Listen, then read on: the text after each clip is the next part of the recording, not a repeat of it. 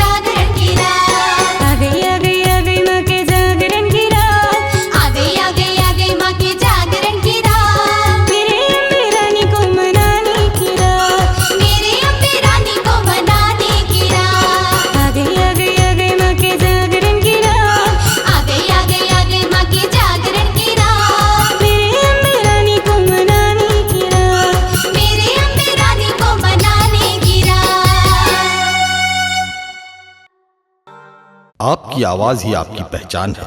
यदि आप अपनी आवाज को एक नया आयाम देना चाहते हैं तो चले आइए मल्टी ट्रैक डिजिटल रिकॉर्डिंग के लिए AVM audio video studio, Khamtarai, Raipur. Mobile number 9301523929 और 7869646201।